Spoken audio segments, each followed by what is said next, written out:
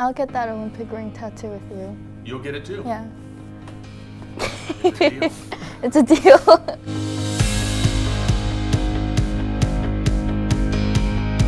The Olympic Games is something that I, been dreaming to go to since I was 5 years old, and I watched the 2010 Vancouver Winter Olympics and watched the whole event in my basement every single day.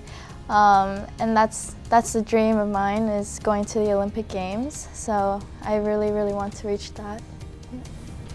When I was little, I wanted a tattoo, but I knew my parents would never approve of it. And I thought, you know what, I feel like getting Olympic rings tattoo would be a very acceptable tattoo to get, and they can't say no to that. Yeah. And so I was like, well, I only have one choice. So yeah, since I was about 12, I was like, I should probably do that. I mean, the real answer is, I was thinking of things nobody in my family's ever done. Like, they've gone to college and done sports and done this and that, but nobody in my family's gone to the Olympics. And so one night I couldn't sleep, and I was just like, I want to do that. And then it just hasn't gone away. Right now it's about building our body of work, where, the selection isn't really based on just one competition. It's how you perform over the season. And last year was kind of getting our feet wet, but this year it's very much serious. Like, we're here to compete, we're here to perform, and I guess it's kind of treating every competition the same and applying the same routines, and not like performance routine, but like daily routine and methods to our competitions as we do back home as we do in competition, and kind of translating that competition up into competition. Mm-hmm. And doing well over the Grand Prix, our challenger events, nationals, and that's kind of the body of work that we need to build. If there's a mistake, you can kind of throw something together to cover it up, but this is something that we talk about a lot, and especially with her switching from singles. In a freestyler, you do what you want. You can add an arm, an extra cross, you can do whatever you want in a singles when there's nobody out there with you. Mm-hmm. You can't do that when there's somebody with you, and you have a set choreography, this is what we're doing, and your partner's expecting something of you. Yeah. And then you start freestyling, Yeah. no. But, sometimes you're early on the music, and then you just kind of read and feed off your partner to hit an ending pose or to kind of do things like that, but not in the sense of. I feel like last year I was brand new to pairs, and so I was kind of there were so many question marks for me, and I needed a lot of help and guidance to figure out things. But this year I feel a lot more stable in pairs, and so I feel like we're a lot more connected on the ice than we were last year. Yeah. Critical. Absolutely, and there's a lot of little things that you don't really see all the time, like how you hold their hand, or small little motions, or a twist of the wrist, where you can kind of steer your partner or communicate with them without saying anything. And those are things that you kind of learn over time as a pair skater. But when you haven't been doing that, I remember so many times I was trying to kind of give her direction from my hand, and I've had my shoulders dislocated basically, and she's still going in a straight line. I'm like, oh my god. Yeah. But yeah, so that's what takes time to develop, kind of the nonverbal little mini adjustments you can make, and the way you kind of pull each other around the ice and watch for each other. I've had this playlist going for 6 years. I just keep adding stuff to every year, and then I take stuff off if I don't like it or if I think it should go in a different direction. And then every year we make a new playlist together that we throw stuff on that we think will work for the year. But then after a while you listen to so much music, everything sounds the same, and everything just sounds bad. And then you have to kind of take a break. Yeah. But I think we did okay this year, and not getting to that point where it wasn't weeks and weeks of music listening. But this year, well, you brought the short, I brought the long. We're both yep, cool, let's do it. Yes. Mm-hmm. Wow. It is usually that easy to agree? Absolutely not.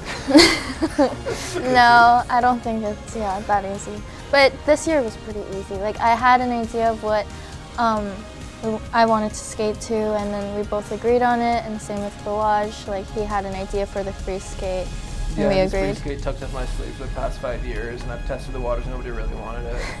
This year I was ready. Yeah. And it's also kind of playing to your strengths. I'm just not sure a jazz program would be the best vehicle for us. So it's I might like the song, but I'm not going to skate to it. Right, yeah. I like jazz. I do Nothing wrong too. with jazz, Yeah. but I don't move to it. a big fan of modern classical. There's a lot of just like stoic things I can do to that and not have to work too hard emotionally. But no, I like kind of modern classical pieces that build, that isn't like, all right, here's your Mozart that everybody knows. It is still a classic instrumentation, but with, I mean, modern. I know nothing about music theory, like modern instruments, bass, help somebody. I know some skaters like would go on social media and ask for like suggestions. And I mean, like, I've thought about that before, but I mean, first, like, if we have our own ideas, and we would just stick to it. But I know some skaters that would Wait, do is that. this for program music or just fun? Yeah, program listening music, right? Probably, I mean, maybe a blend of both, because I imagine those things overlap, I don't thought they? program music. Oh, to have other people vote for my program? Yeah, no, like give No. suggestions. Yeah, that seems I scary mean, to me. no. I mean, it would be fun to do, and then It's what fun I to would see. do is I would either ignore it, or I would pretend that what I wanted is what they wanted, and I'd be like, ah, sorry guys, the audience has voted. We're just getting to what I want. Yeah. This year we made the official move to train in Canada. So right now I took a pause in school, but yeah, I was attending university in Colorado. And what were you studying? Health science. Yeah. I really want to get into Eastern medicine, so I needed to get my health science degree first. So I want to take the path of going into Eastern medicine. Since I started skating when I was really young, I would need a lot of treatments for my back and stuff, and I went to a lot of acupuncture like clinics, and it helped me a lot. So then I kind of got the idea of, oh, I kind of want to go into this later on. So yeah, that's kind of the path I want to take after skating. Yeah, I mean, probably like 4 years of school, but it's something that's very interesting to me, and it helped me, so I want to be able to help other athletes too. So I dropped out many years prior. So I was going to school on a normal business management track, and then I moved for skating, and I had to switch schools, and then I got kind of bored of business management because I was still doing my gen eds, and then I also was like, oh, exercise science, it sounds like a fun thing to do alongside skating. And then as soon as we started mixing chemistry and biology, I was out. I was like, I'm not doing this. And then I moved to Russia, and then my school's website was like geo-blocked, and I was like, I don't think this is gonna work right now. And I had to go back to school, but I've since decided that was gonna be a business major thing that I'll revert back to.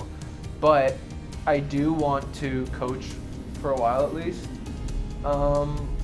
when I'm done skating, because I don't know, it's just something I enjoy, and I like doing it, especially with pairs. There's not that many pair coaches in the US. And that's not like a real plan B, because it's kind of like skating adjacent. It's like an A and like lowercase a. But I don't know, I'm good at improvising.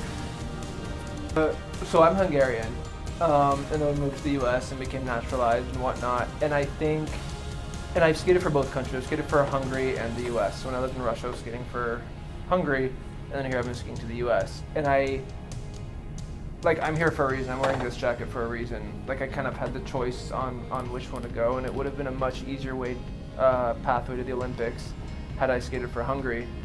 But to me, it was really important to skate for the US, kind of because of the opportunities it represents and what it's given me and my family in terms of like when we moved here and grew up here, and kind of being able to make your own choices. And like Shin and Nagy, like none of those are classically American last names, you know what I mean? I don't think that would happen in a lot of places. And so I think there's something really special about that, and being able to choose how you want to do and what you want to do.